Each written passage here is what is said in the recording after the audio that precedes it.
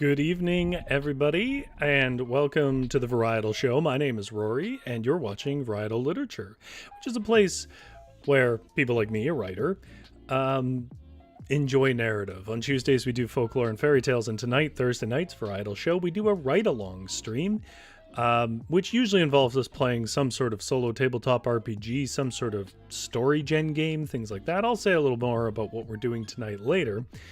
But just in general, a couple of bits of housekeeping. If you like tonight's game, I will have it in a pinned comment below when the video is no longer live. Doesn't let me pin when it's live. If you want to join into the game, help give ideas, help along on our adventure, or even sort of be your own character, which this game does have some capacity to do, you can join us in the live chat. More than welcome to do that. And finally, if you aren't watching it live and you're like, I just want to get the results or I just want to know a bit more about the game, down in the description below, there will be some time stamps. Timestamps let you just jump to certain key points in the video. So that's in the description below if that's how you want to watch the video. Anyhow, I see that the chat is already alive with fellow adventurers. Witchery, returning friend. Witchery has put a absolutely gorgeous little emoji, and it sort of looks like a purple crystal orb that's sparkling, and it looks like it's either at first I perceived that as a plant, but it's in a green hand with red nails, like a witch's hand. That's lovely and suiting to the name. And GS is here and says good evening. So I'm going to get straight to describing the game because this is on the more mechanically involved side of things. And the reason why I'm doing it now is because we're at the tail end of August. 97% of the world is on vacation and not watching streams. So this is a time for Rory to do stuff that he wants to do. Not that other stuff isn't stuff I want to do, but it's always balanced against like, well, what are other people going to find interesting? This is a little more on the niche side. It's a little more D&D focused rather than just generally creative. But I don't think that should deter you too much. As long as you kind of like high fantasy adventure, I think it will work. But it does have a bit more mechanics. So let me get to the descriptions because, well, I don't want to be here forever, I suppose. Well, maybe I do. This part of my life is the better part. There we are. So this is the main core of the show, which is the part of the show called Lit Games. Lit Games stands for literature games, but it's really solo tabletop RPGs, lyric games, expressive games. There's like 50,000 other names that people give them. Itch.io, sort of independent solo tabletop RPGs. Originally, it was stuff that I came up with every week, so there's a whole bunch of versions of games that I created, none of which are really amazing, but it's just stuff to prompt creativity. And what tonight's game is about going on a quest and crawling over the land. And the term that therefore catches it, which is QuestCrawl. I'm going to say a little more about the rules, but just a little bit on my how would I put this? My resume for nerddom on this. I've played D&D for over 10 years, I think, at this point, or around that. But I also have played a whole bunch of other stuff, like Blades in the Dark and Pathfinder. I'm running 2 games right now. One's Pathfinder, one's D&D. The Alien RPG, which is really quite good if you like Alien, otherwise it's not worth your time. And just about 10,000 other little indie games that I've played one-shots and one-offs with. So like, I am a dork, but I could say all of that, or I could show you what a dork I am by showing you one of the most ridiculous purchases I've ever made and have never had a use for, so I'm going to use it tonight. Which is this. This is a real leather, so you know I spent too much money on it because it came from Etsy. A real leather gauntlet, and it's covered in these pouches, and the keen-eyed among you may have noticed that it has 7, and you probably already know what it's about. But what it is little pouches for dice. It's a way of carrying your dice if at some point you feel like too many people understand you and you want to alienate further more people. I'm not going to be able to keep this on tonight because I cannot type with this in my hand and I cannot stand having things on my wrist. But I love this thing and I bought it just before the pandemic. And what that meant was all my in-person games disappeared. And there's no reason to wear this while doing a Discord version of D&D. It was meant to be my boss fight gauntlet. So you knew that it was like a hard-hitting enemy if I started taking dice out of this. And they were metal and they would have a sound on the table. And I don't know, it was good for theatrics. Anyways, there you go.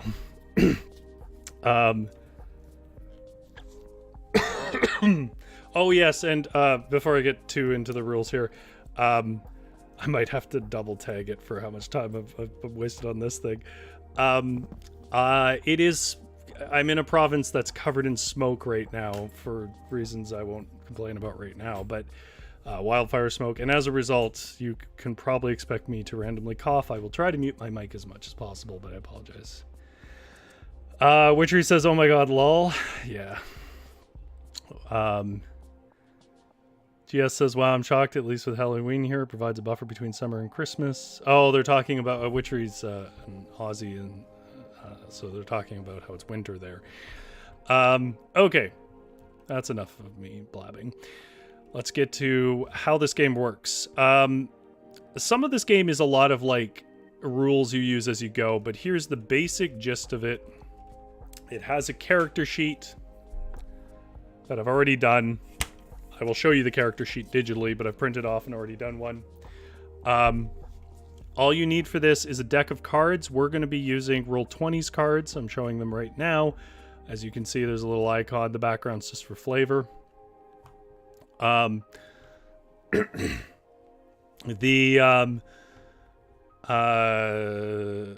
need a character sheet for each player. It can be played with more than one person. We're going to only play it with one person. You need something to represent yourself on the token, on the cards, but we're going to use digital tokens. And you need D6s. It's a D6 system, but it is a unique D6 system in that when you get buffs, whether it's a fancy sword or whatever, it allows you to add another D6 and they stack. And the reason they stack is as you pull cards, the card's value is its challenge level. So if you pull a card that indicates a monster, and I'll tell you how you know that as we go along, and it's a 6, that means I either need to roll perfect on this dice, or I need to have items that allow me to roll more dice I can stack and reach that 6. So it's not a D6 system like Blades in the Dark, where it has 1 and 2 a fail, 3 and 4 are a success with a complication, and 5 and 6 success, or that's not quite how... Blades in the... I'm thinking of another system. I think actually 1 to 3 is a fail in Blades in the Dark, and 4 to 5 is a complication or something like that. It's been some time since I touched that system. Anyways, the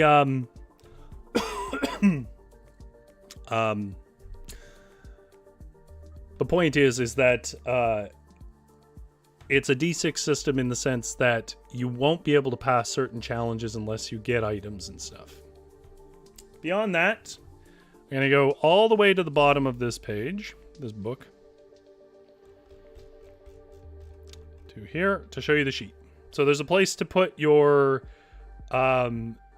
picture if you want. The name of your character, the name of our character is Var.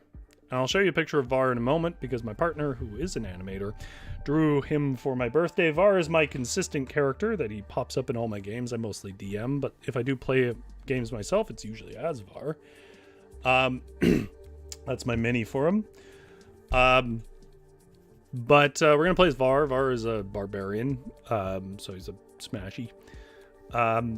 The suit you choose is sort of a stat buff. If you pick a card and the suit is the same as the suit you chose on this sheet, so that's hearts, diamonds, spades, or clubs, then you get to roll an extra dice. It's like your special suits represent terrain in this game mostly. And so what it means is you're on your terrain. And for our character, Var is hearts, which is hills.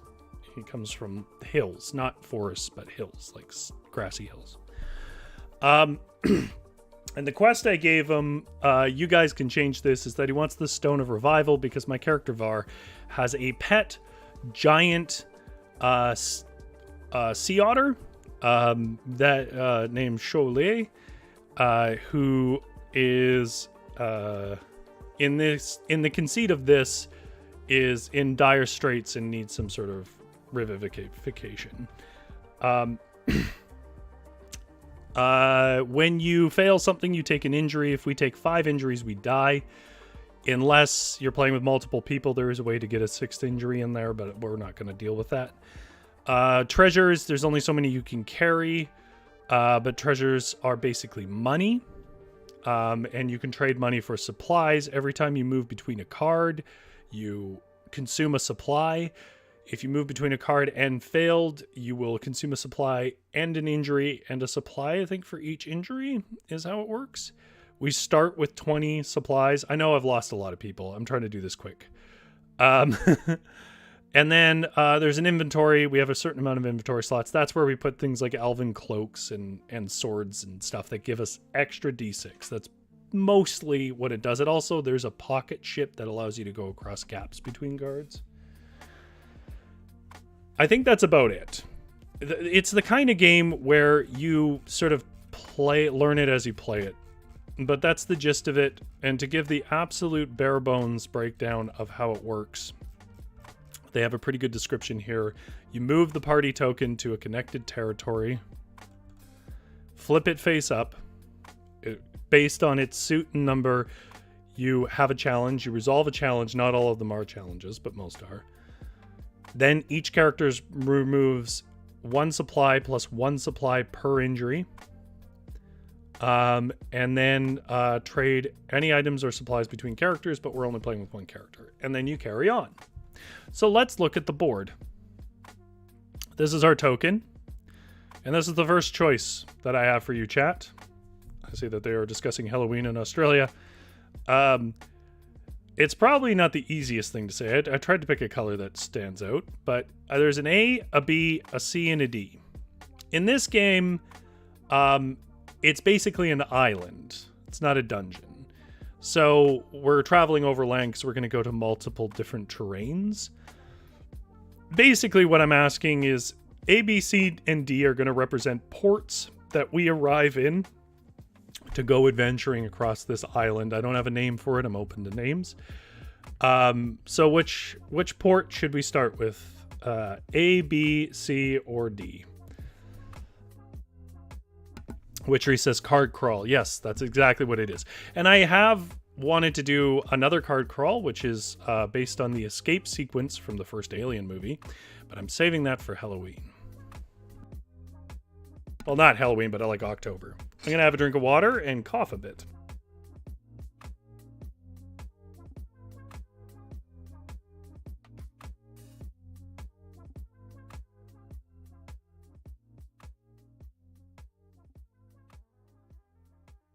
Okay, the vote's for C. We're going over to C, which means we'll have to flip our first card. This system we're on right now is roll 20, in case anyone's wondering.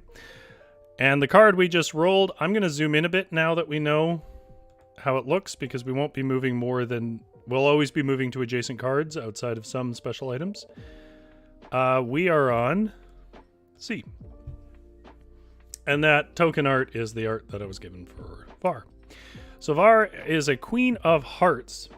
Now, I think I'm actually going to have to swap this card out, because the way this game works is you're on a quest for something, and the way that your quest ends is you find the queen of the thing you specialized in, which is hearts. So this would be the end of the game. So that's how you know that I didn't look at these cards ahead of time.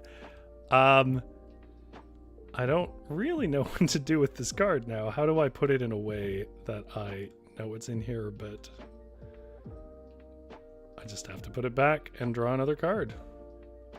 I wonder if it shuffles them or if it's just going to be the Queen of Hearts again. Oh, it's not.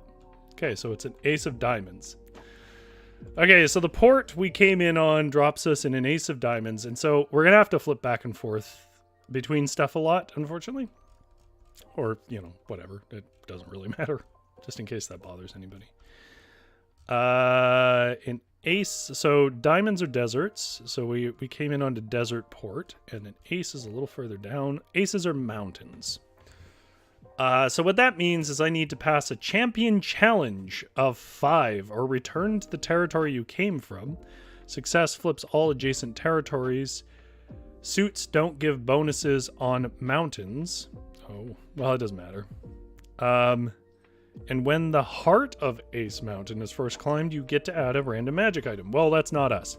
But this is really improbable. It might mean we need to go to another port. But we got out in desert mountains. We want to go up them and see a view. So I'm going to roll and see how that climb goes. And then we're going to write a little blurb about the first part of our adventure. That is a 3. So we didn't do well. Okay. I called this Be Your Own Forever DM. If you guys have never played or are not involved in the tabletop scene, that's probably a confusing statement. DM is the term that D&D uses for Dungeon Master or the person who guides the whole game. The more general name is Game Master. Or GM. But Forever DM is a reality because DMing is so much labor and unpaid work that players often don't want to do it. And so when one person volunteers to do it or even kind of enjoys it, they tend to do it forever. Okay. Var. By the way, if you guys want to be a sidekick or another party member or an NPC or anything like that, you jump in that chat and you let me know who you are and what you're doing, and I will try to work you into this story, because this is an adventure. Var had set out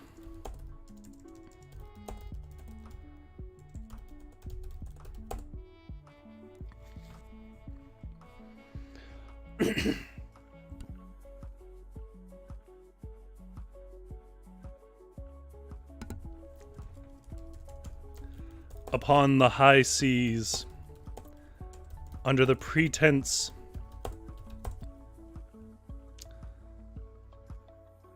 of being a dedicated cabin boy for an elven shipping company.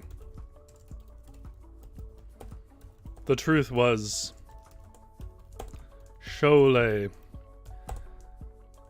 Lars' beloved giant sea otter, had fallen mortally ill and would surely pass within weeks.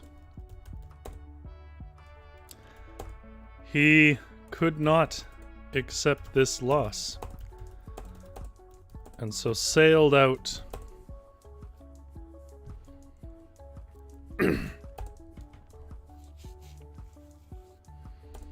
to I don't know, Glitter Peak Mount Island.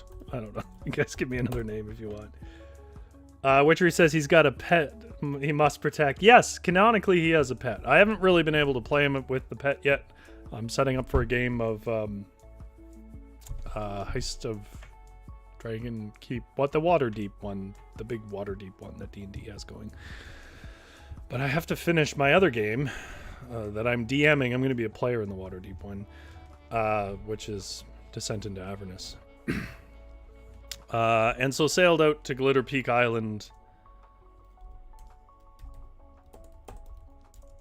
A dangerous, barren waste, once occupied by a league of the most impressive magicians in all the lands. It was well known that remarkable magical items were strewn about its hills and valleys. However, some incident, whether it were a war of mages or simply a destructive experiment in the conjurings of the weave. The weave is a D&D thing. It just means magic, basically. It's where magic supposedly comes from. In the conjuring, whether it were a war of mages or simply a destructive experiment in the conjurings, and they're in an ambitious student's conjurings from the weave.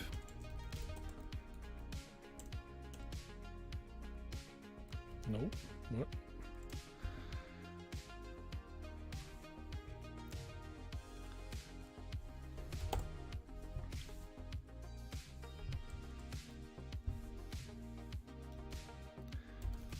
Had left the school a crater, the lands around it warped, and its treasures strewn.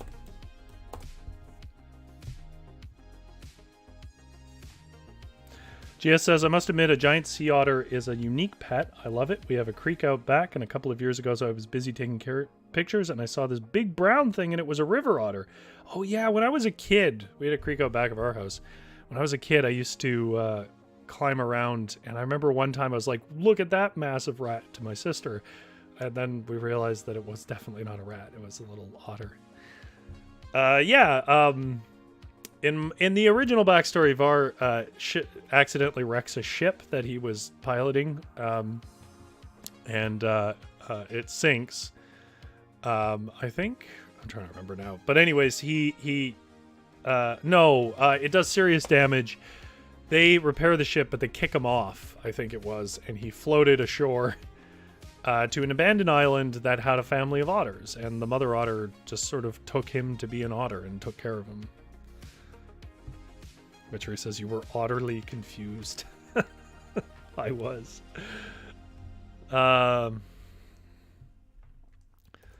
Var sought for a rumored healing item. That's too gamey. A rumored sigil of powerful healing evocation.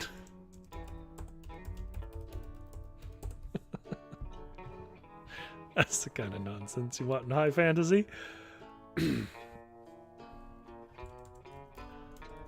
Var was a poor man, though.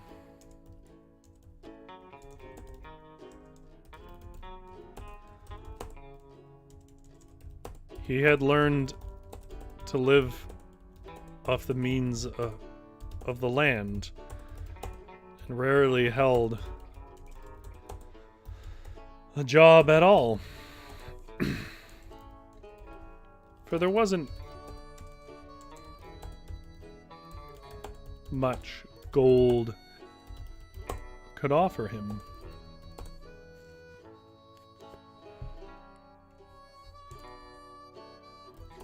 However, that meant he could not afford the trip to, what was it, Glitter Peak?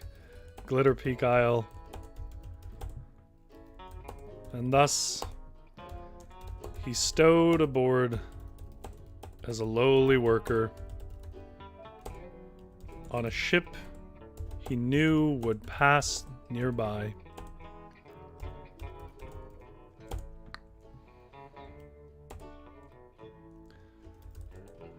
When he caught sight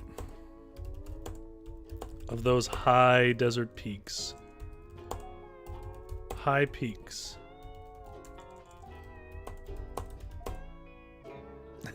GS says you have the ancient gift of punnery to witchery. Indeed. Apparently puns are a sign of intelligence. I have heard this from multiple sources. And I kind of get it, because, I mean, I do want to draw a distinction. There's, like, wordplay and there's puns, right? Like, pun is a subcategory of wordplay, but it's a harder thing to do than just wordplay. I think a lot of things that people call puns are just wordplay. Like, they just sort of put something in that sounds like it. But, like, a pun is a thing where it means both things simultaneously. Like, if you heard it, you could understand it both ways. The thing it sounds like and the thing it is. When he caught sight of those high peaks over the Witchery says, I just like to do a funny myself too. I'm honestly just an absolute clown most of the time. When he caught sight of those high peaks, Witchery says, I make no promises about my intelligence. Intelligence is overrated. It's a way to make yourself miserable for no money. When he caught sight of those high peaks over the abandoned port of the Isle, he ran off the side of the ship and began to swim away, despite the protestations. There we go. Oh my god, so slow. Protestations.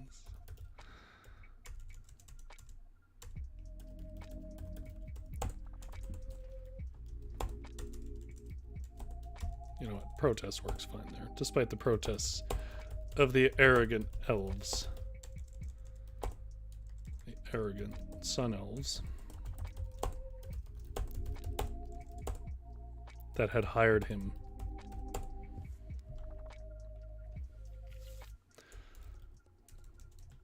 At first, they were worried, but when he waved goodbye and swam towards the docks, it turned to the foulest elven curses.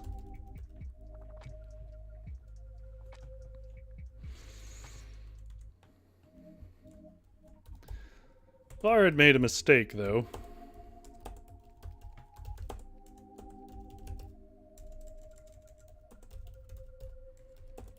If he had stayed on the ship and rounded the Isle, he might have jumped off on one of the more placid hikes on offer. Instead, he spent an entire day slipping off sandstone cliffs, tearing flesh and pants in equal measure.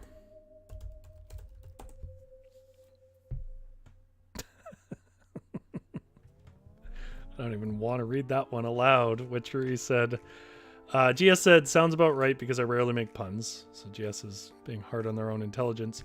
And then Witchery said, now, don't punish yourself.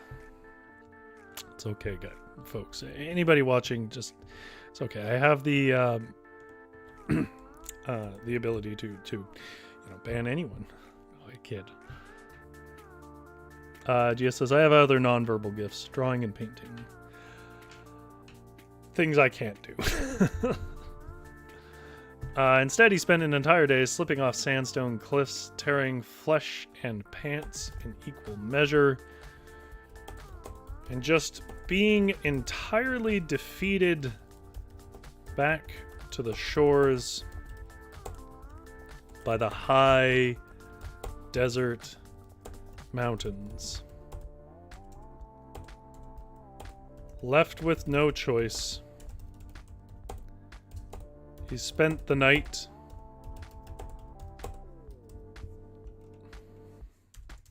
in a sandy cove, then swam around the island to find a better path in.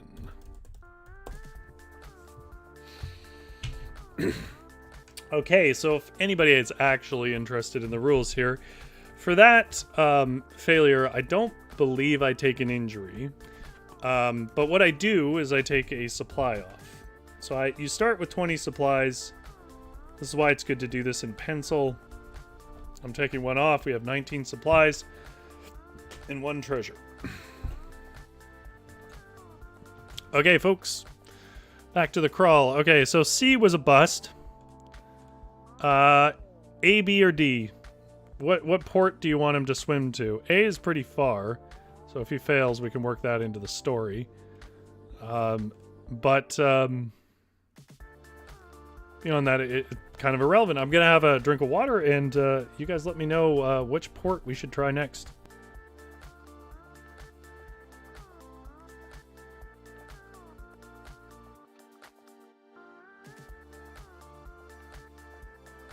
I'm gonna switch over the music.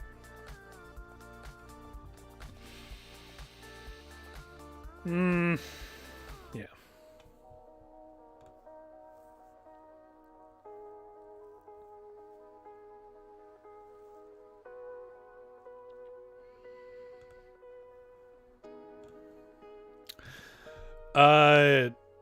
Witchery says, I picked a cursed one last time. Nah, you didn't.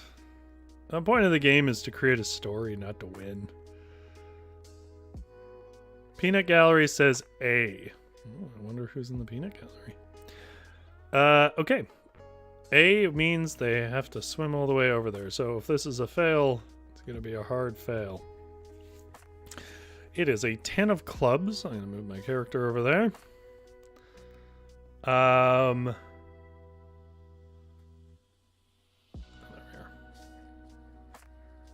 I messed up my layout a bit. From this side, you wouldn't be able to see it. But it's back together. Okay, so that is a 10 of clubs. 10 is pretty high. 10 is a mega beast. So this is like, as I'll read what it says the first time anyways. Here be dragons, or gigantic laser-eyed crocodile moth gods. Your choice. So we get to name the monster. It doesn't really affect anything. I do have actually a bunch of preset assets in my Roll20. So you guys pick whatever, anybody who knows sort of high fantasy, pick a monster. I probably have a token for it we can put on it, because it stays there. Describe the Mega Beast as if it were a terrible beastie, letting each player go twice. Failing this champion challenge of 10 adds 2 injuries to each character. Success, however, allows the party to escape uninjured if this card was flipped up face up this turn. Otherwise, the party steals 2 treasure, 1 magic item, and 1 weapon of legend. Describe the weapon. Those items may be stolen once per Mega Beast per game. Okay. So...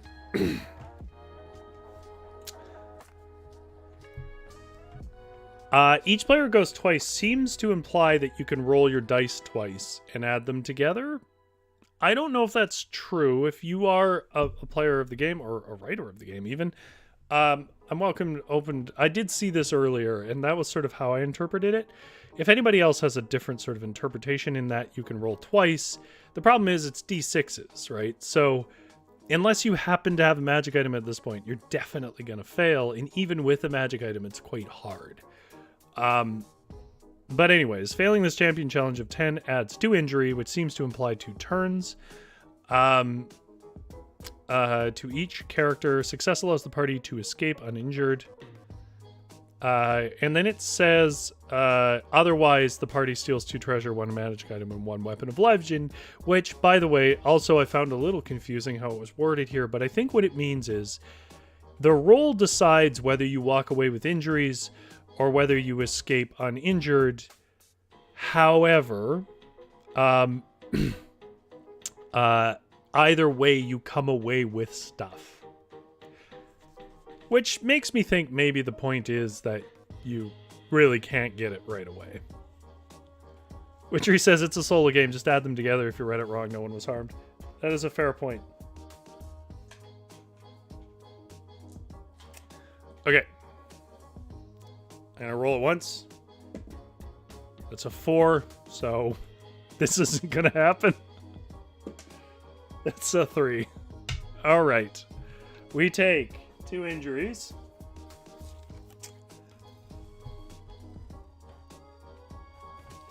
We lose, for each injury, this is just a general rule thing, a supply.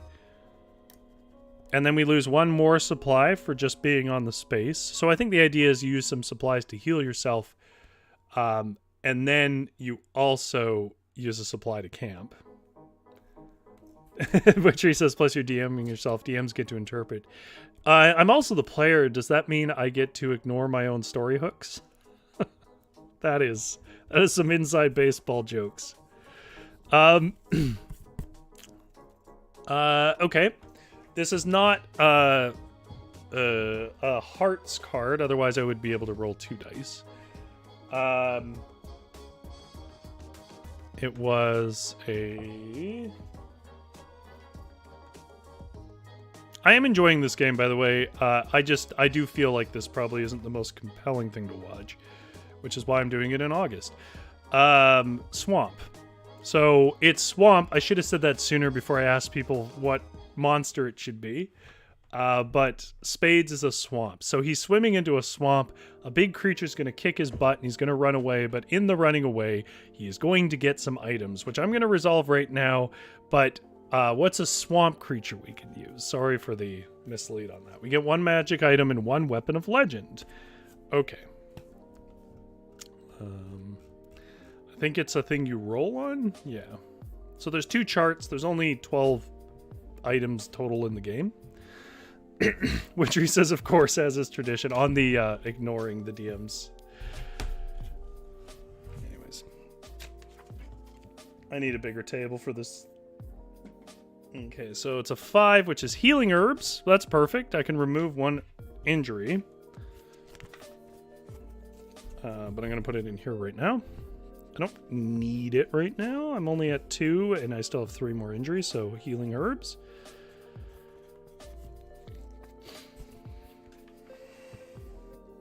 And then it's rolling again for the legendary item, is that it? Weapon of legend? What did they call it? Oh, it's in this.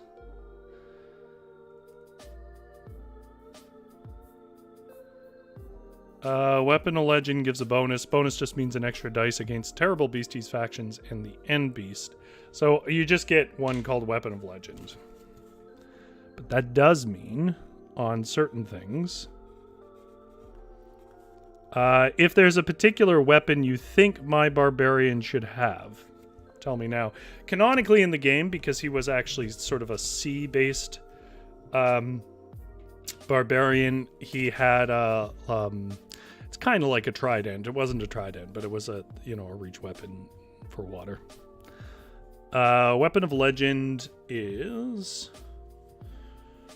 a +1 d6 to terrible beasties, factions, which we haven't gotten to, and the end beast, which is just the end fight.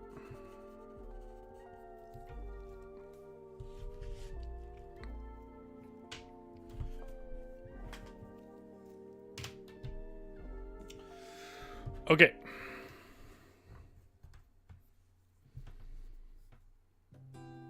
Oh, Big Drew's here. Hello, Big Drew.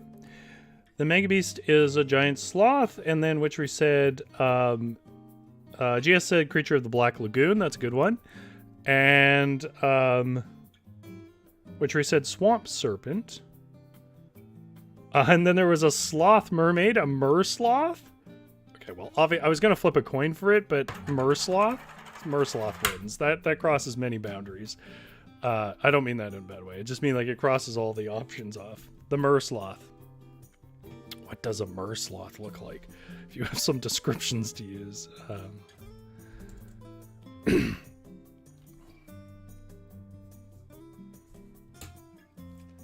Okay. And yeah, by the way, Weapon of Legend. Otherwise, I'm just going to say basically glaive, but if you guys want to add some lore and description of what the weapon is like, go to town. Sloth on top, fish on bottom. That's what my dad always used to say. He'd always say, son, remember when you get out there in the real world, remember, sloth on top, fish on bottom.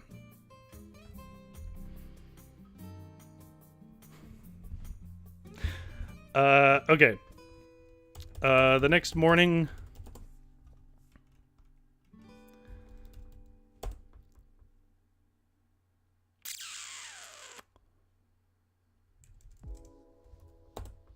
a bright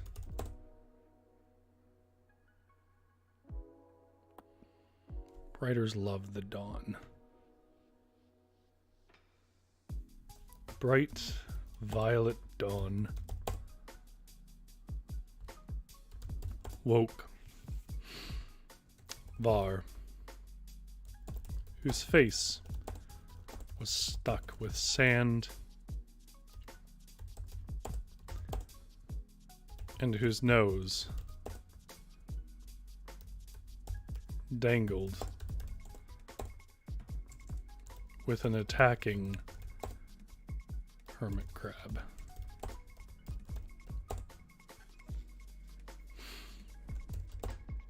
He plucked the crab from his face, ate it in one bite for breakfast,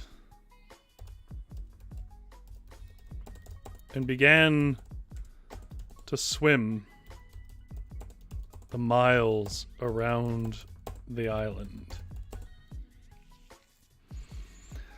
Var reasoned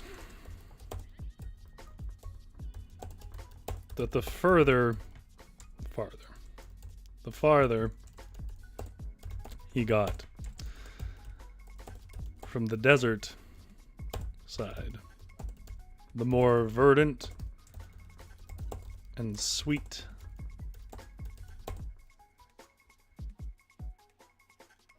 the isle would get.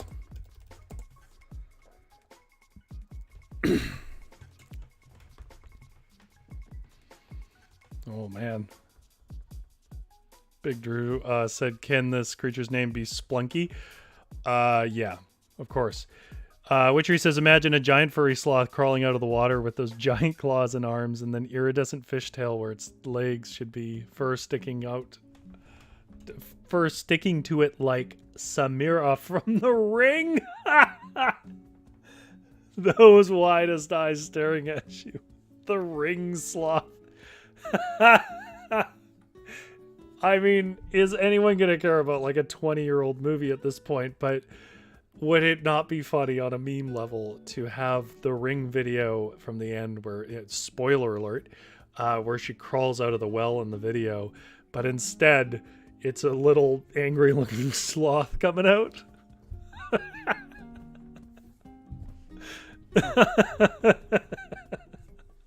I want it to be the same movie with no establishment of any sloth and just played straight, a sloth crawls out.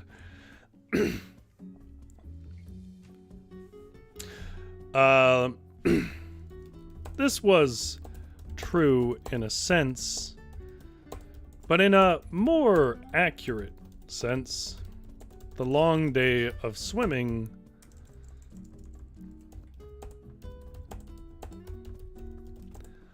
brought him to a foul, rotting swamp, thick with biting flies and dimmed by the canopy of thick kudzu vines. Wait. Here's a reference for my generation.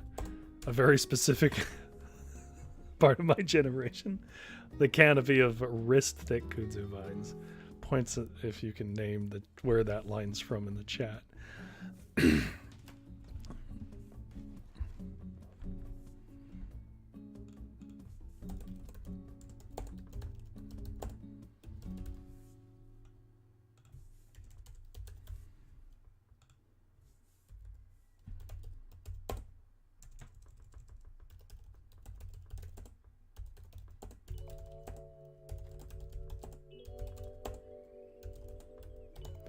Strangling each other in their fight for sun.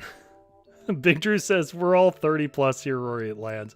It's a very specific window. And I think it's probably more likely gonna land with men.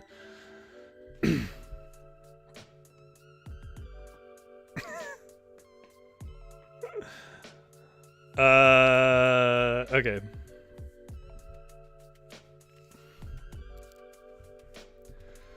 Var slopped and slupped his feet between the potholes, post holes of sinking black mud.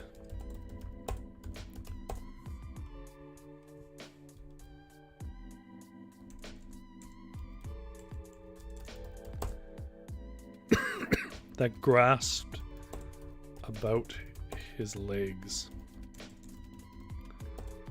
Var was a tall man,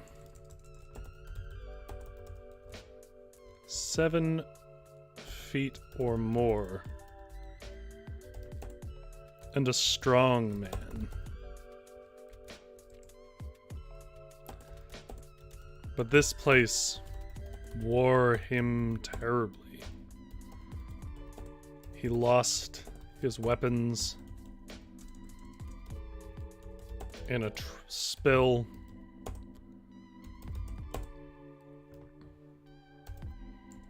When the ground looked firm but proved soft.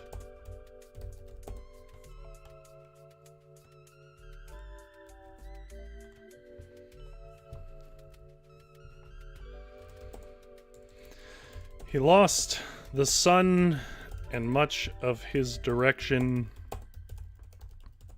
until he was truly exhausted.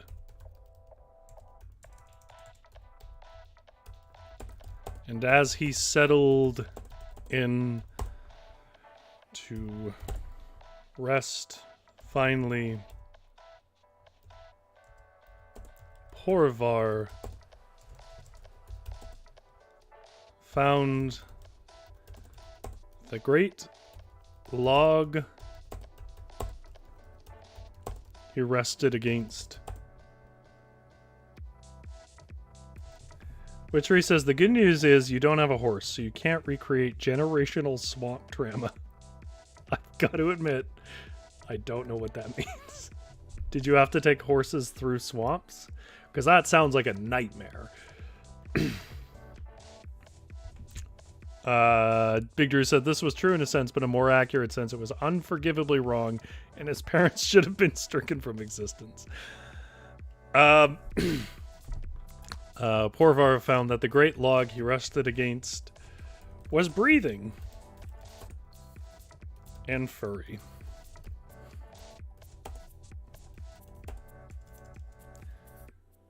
He startled as the log, well, clearly not a log,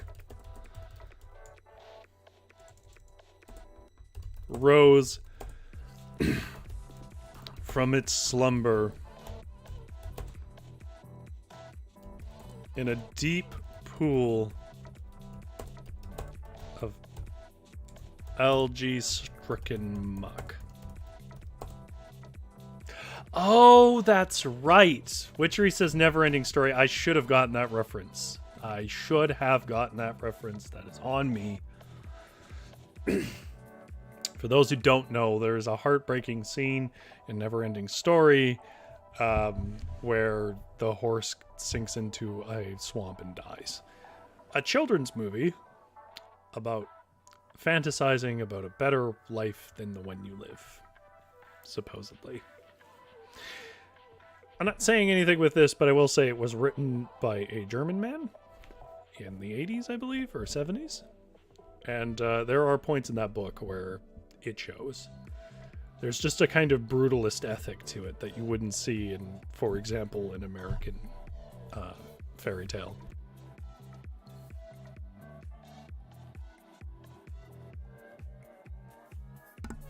Okay. He startled as the log rose from its slumber in a deep pool of algae.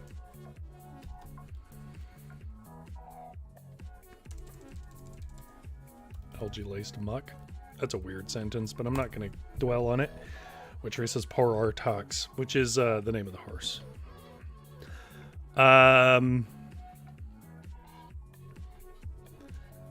What stood before him was a massive horror.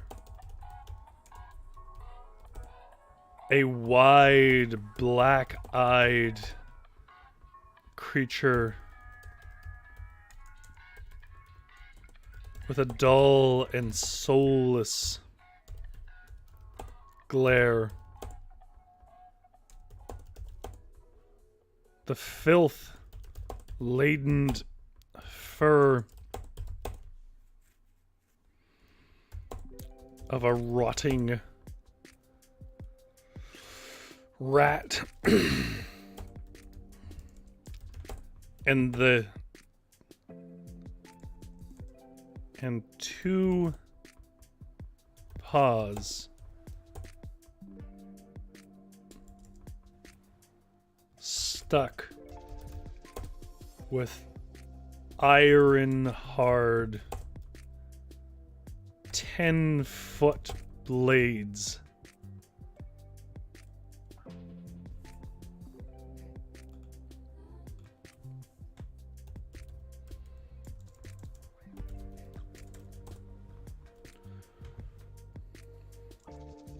Four a foot.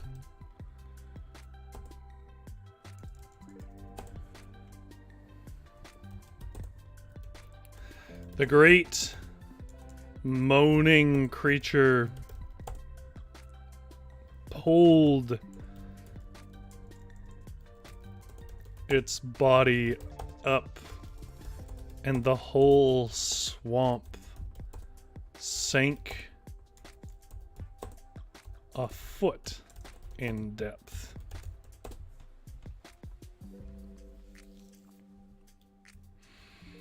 It may have had even further claws upon its feet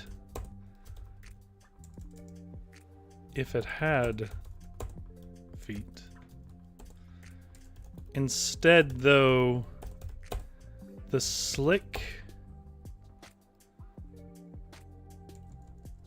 the oil slick scales of a fish of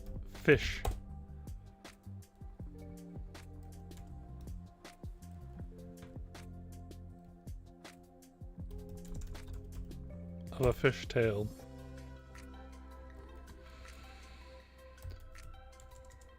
wound like a terrible serpent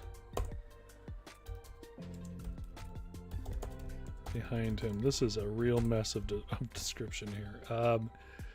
Instead, though, the oil slick scales, his eyes met. Oil slick scales wrapped about a fishtail that wound like a terrible serpent behind it.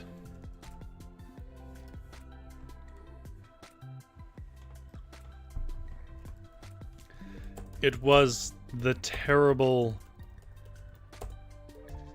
legendary... What was the name? Oh, Splunky was what Big Drew calling it. Splunky... The Mersloth? Was that what we were calling it? Yes. Splunky the Mersloth. Destroyer of worlds.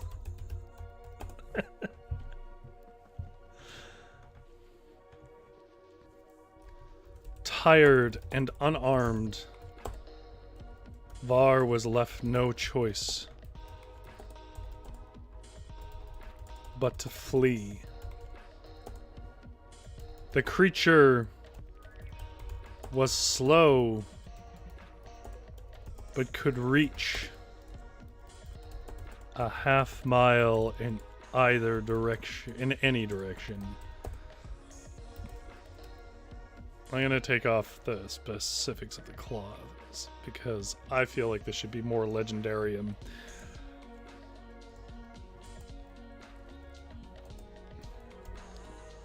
Longer than an oak. Let's keep it more vague.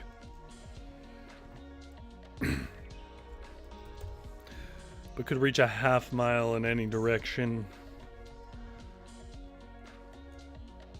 With a slow but powerful strike, it slashed across Var's bared back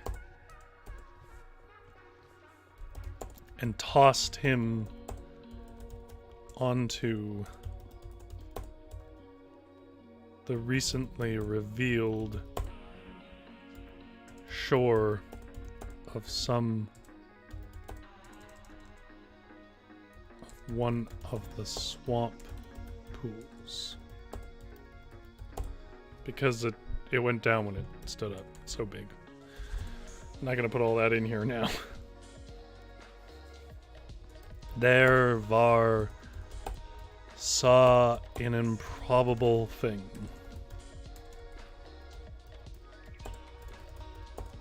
The skeletal remains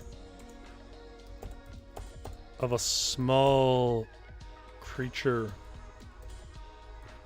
probably a dwarf, but perhaps a halfling.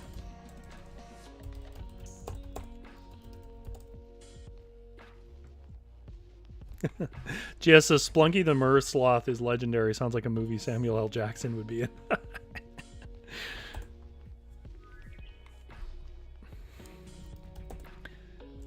In its long, decayed hand lay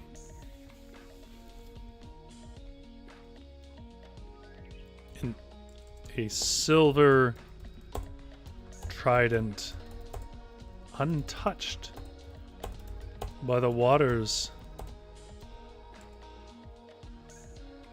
rust or time at all.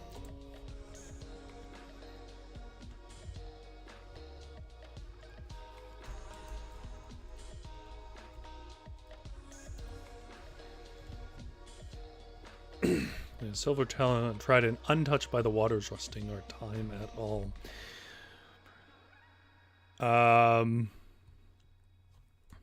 Var swiped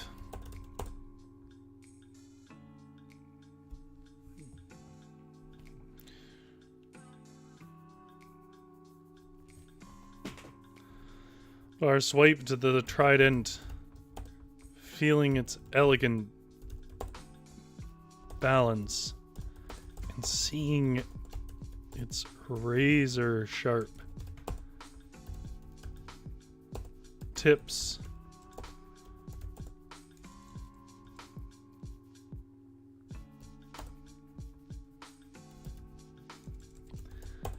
then swiped at the approaching hand of the sloth. He didn't manage to do much more than a minor wound to the great Mersloth's paw, but it stuck so firmly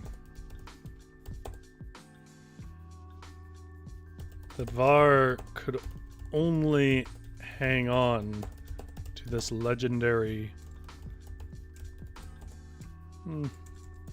magical trident of ancient craft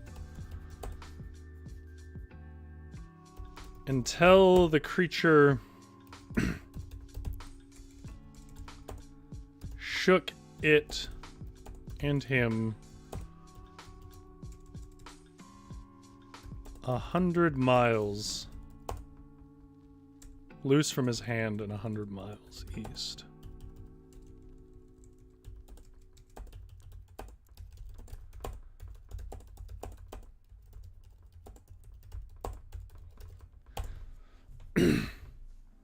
Okay. I mean, we're light on time. I am curious, though, what our next card is going to be. So, well, there's only one connected, so that makes that decision for us. It was a 2 of clubs, which means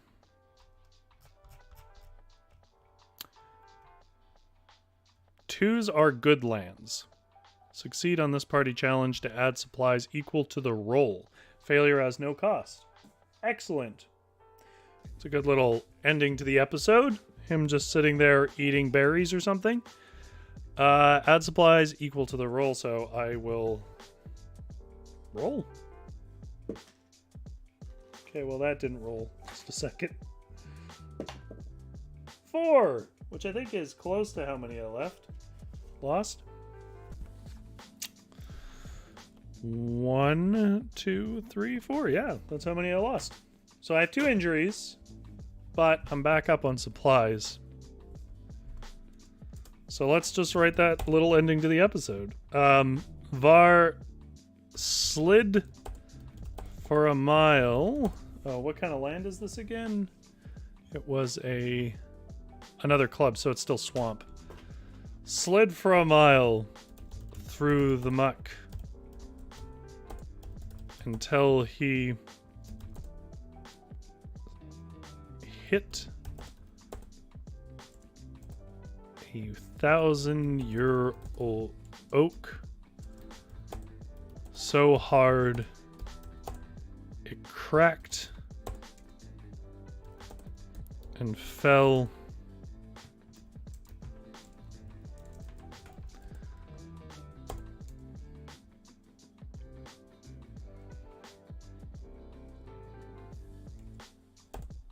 over him.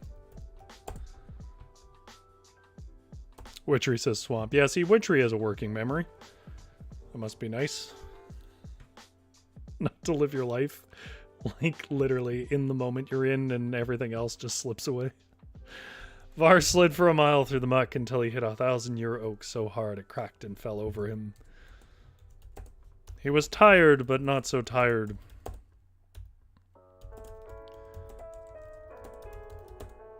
That he could not pull planks from the great old tree and make a fine little shelter. He spent the day resting, mending his wounds. Give me a name for like a magical swamp berry that isn't magical swamp berry. Go to town, people. This is our sort of last contribution, then we'll read the story back.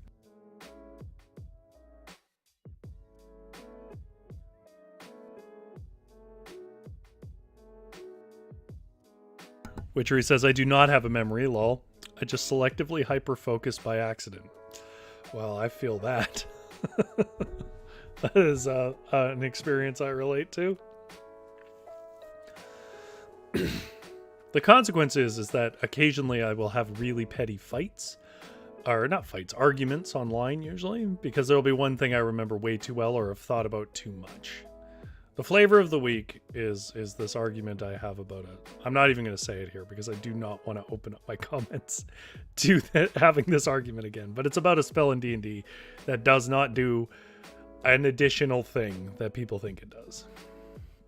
Shimmerberry.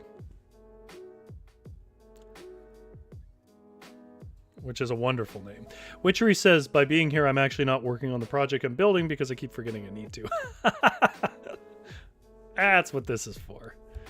The world's burning down anyways. We're here to think of shimmerberries for about an hour. Mending his wounds and eating a hearty supply of shimmerberries. The sweetest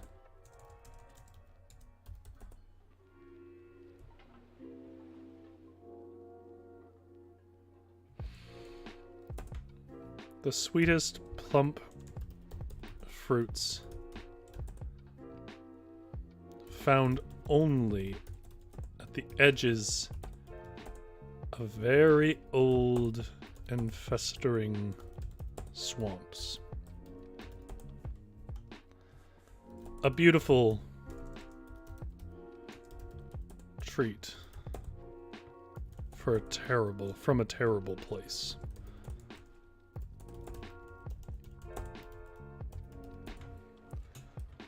Var made a stew of frogs and shimmerberries, which turned savory when boiled.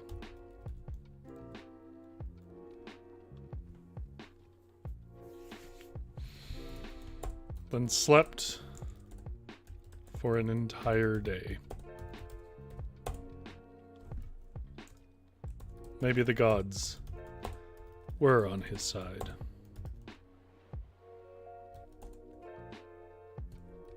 Var whispered to the moon, no worries, Shorei. Good days are coming.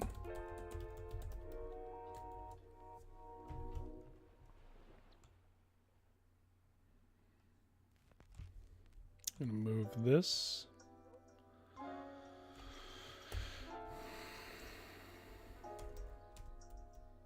I think some of my information is out of order.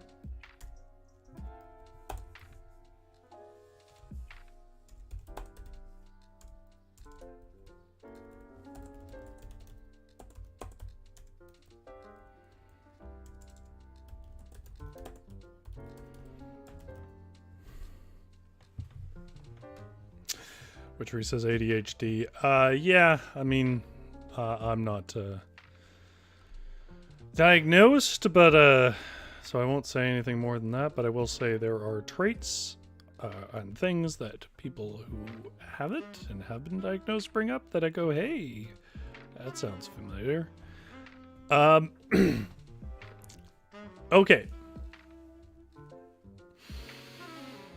Let's read back this nonsense we made. Although I will say before I read it back, I really enjoyed this game. I don't know how much fun it was for the crowd, and that's the problem with these games is like sometimes something is very fun for me, but because it's quite involving, and then it doesn't really come through on the stream. So I don't know. I think this does require you to have a little bit of a background in tabletop RPGs as well. But I will say, overall, I really enjoyed this, and that's why I was playing it. If you're coming to this part of the stream, it's because you just want to hear what we came up with. And just to set your expectations, this is basically a sort of episodic D&D game. The odds that we were going to get through to an ending are pretty low. Although we did actually reach the thing you meant to reach first. So we could have played it that way, but we didn't. It's a game that uses cards to dungeon crawl. You flip over cards, which I'm showing on the screen right now.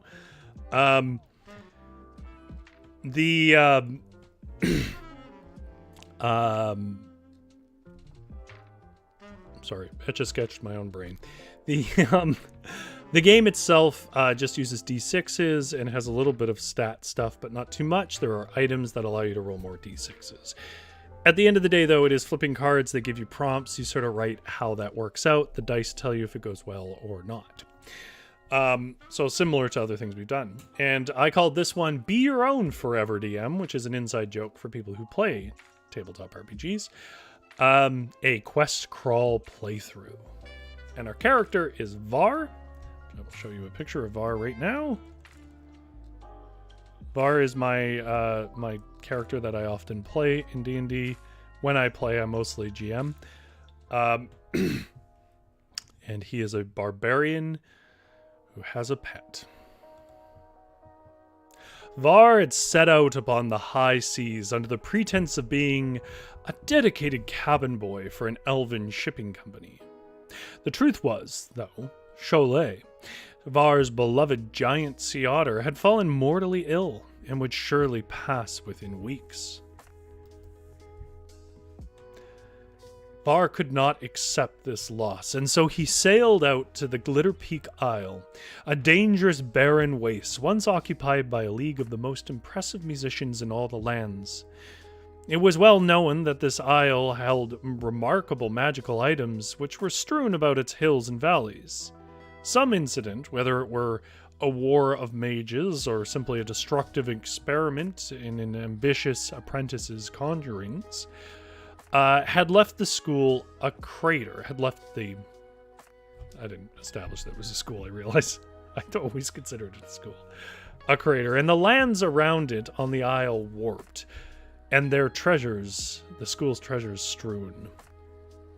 Var sought for a rumored sigil of powerful healing evocation to help his beloved giant sea otter, Cholet. But Var was a poor man. He had learned to live off the means of the land and rarely held a job at all, for there wasn't much gold could offer him that the land couldn't. However, that meant he could not afford the trip to Glitter Peak Isle, and thus he stowed aboard as a lowly worker on a ship he knew would pass nearby. And so, when he caught sight of those high peaks over the abandoned port of the Glitter Peak Isle, he ran off the side of the elven ship and began to swim away, despite the protests of the arrogant sun elves that had hired him. At first, they were worried, to be fair, that he had fallen into the water and perhaps needed help. But when he turned and waved goodbye and swam towards the old abandoned docks of Glitter Peak Isle, their concern turned to the foulest elven curses they could summon, for they had been tricked. But they didn't care so much to risk the magic isle. Nobody went to that isle unless they really had to. But Var had made a mistake. No, not so much going to the isle, but if he had stayed on the ship just a bit longer and let it round the isle, he might have been able to jump off at one of the more placid beaches that led to the flat and level hikes on offer from Glitter Peak Isle. Instead, he had jumped off below the high sandstone peaks that lined that western edge of Glitter Peak.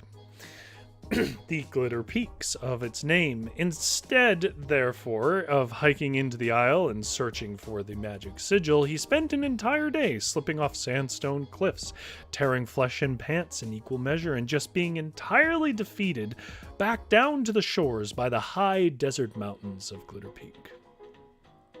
Left with no choice, he spent the night in a sandy cove, then swam around the island to find a better path in the next day.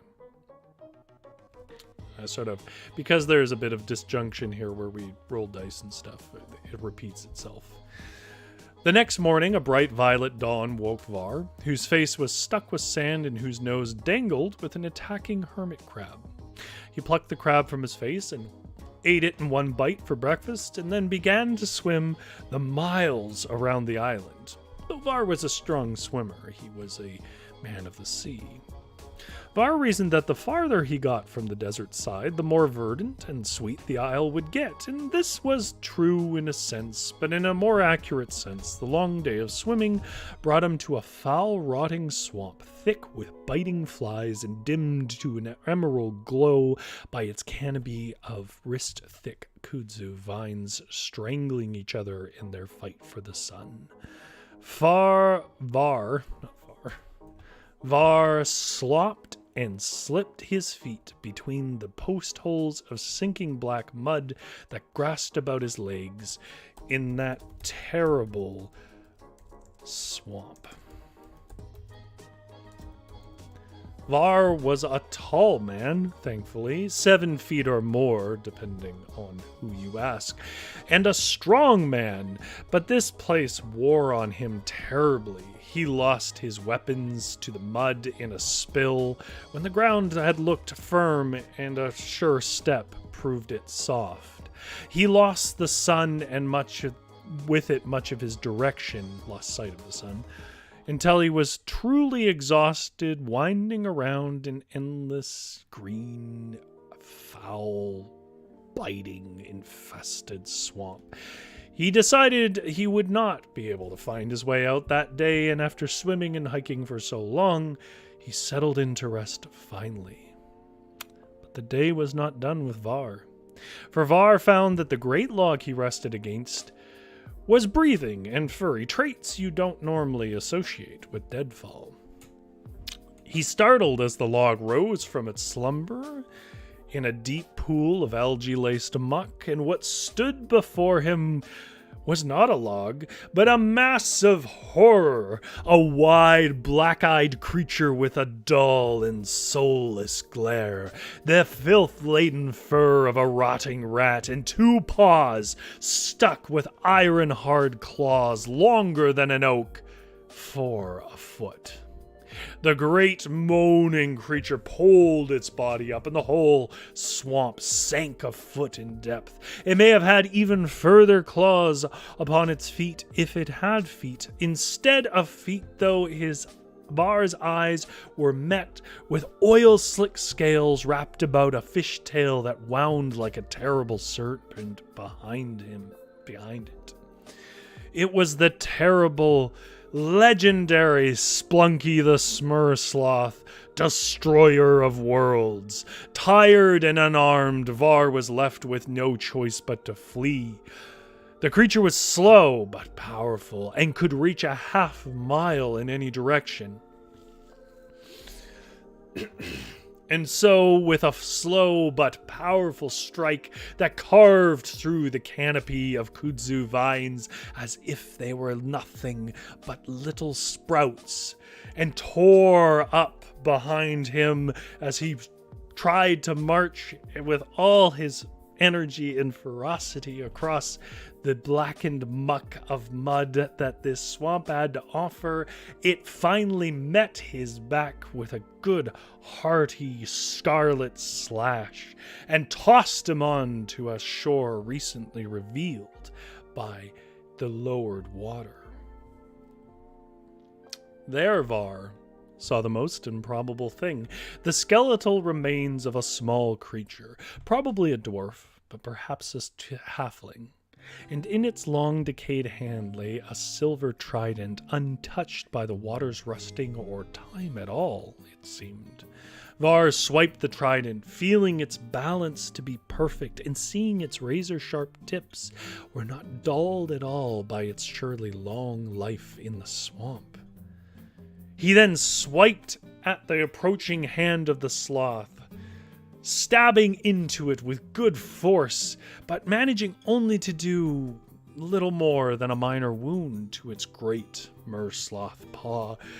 But the blade stuck so firmly that Var could only hang on to this magical trident of ancient craft until the creature shook it and him loose from its hand and off 100 miles east into a farther inland swamp.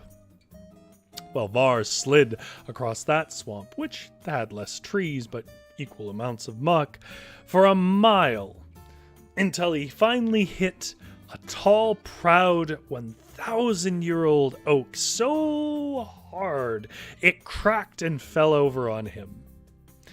Not a problem for a man like Var. He was able to push it off without much effort, and though he was tired, he could pull planks from that great old tree and made himself a fine little shelter. He spent the day resting and mending his wounds and eating a hearty supply of shimmerberries, the sweetest plump fruits found only at the edges of the very old and most festering swamps. It was a beautiful treat from this terrible place.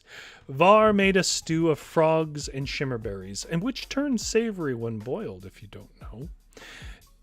And he thought maybe the gods were actually on his side, despite his very rough start.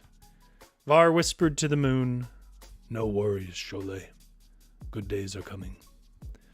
He then fell into a sleep that lasted for an entire day.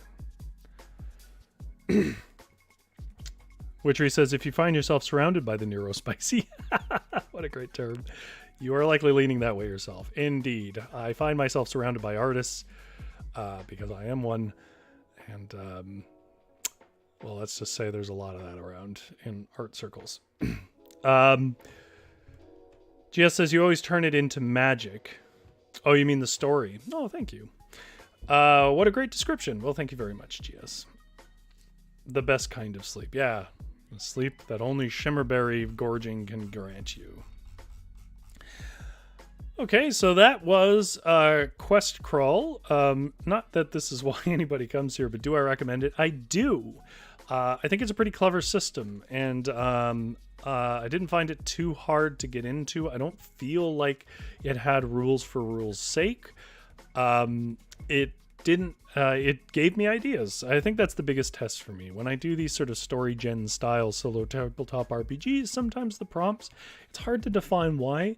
They're fine on paper, but then they just don't really prompt many ideas. And then other ones do a really good job with it. And I wish I could sort of figure out why some work and some don't. But this one works. Lots of great ideas came out of it, both in the chat, some of which I couldn't even work in. Chat was having a heyday with it. And my own head, some of the ideas I came up with. I may actually play this on my own time. Yeah. Anyways, you guys got to meet Var. I don't suspect you will meet him again. This was a way for you to be your own forever DM. We have a healing herb, which means I could take an injury off. And we have our Trident of Legend. Witchery says, if I recall correctly, there are other genre versions of this game. I believe so as well. I think it's a core system, the sort of card crawl. I know for sure there's another version of this where it helps you build the world through a series of questions, and it's called QuestionCrawl. But I've not really looked at that one. I sort of skimmed it. But yeah, I do recommend this one. I think it actually has community copies if you don't have the money, but of course, these are developed by small teams, usually one person, so if you can afford it, you should. I do recommend it. It's fun. If you like D&D, I think you'll like it. If you like writing, I think you'll like it. Writing high fantasy, I think it gives good ideas. And hey, like one thing I've not really ever said on this show, but it is an idea I keep in the back of my head. If you're ever really stuck on writing, like you need an idea, try one of these. Because it gets you over that beginner's hump, right? I don't mean beginner as in you're a beginner writer. I mean like the beginning of a book or a beginning of a story. It just gives you something to go on, and then chase it. You know, find what you like about it. Don't try to turn a D&D campaign into a book. That never works, but it gives you ideas and scenes and things that you can maybe work into a proper narrative. GS says, Witchery says, it was fun, well done. And I don't know if Big Drew is still out there, but thank you for the recommendation on the creature. The creature was a combined effort of Big Drew and Witchery, and I really enjoyed it. Thank you for anybody who comes and lurks out behind. I hope you enjoyed the game. And, I'm not going to make you go home, but of course, you can't stay here. Get out of my shop.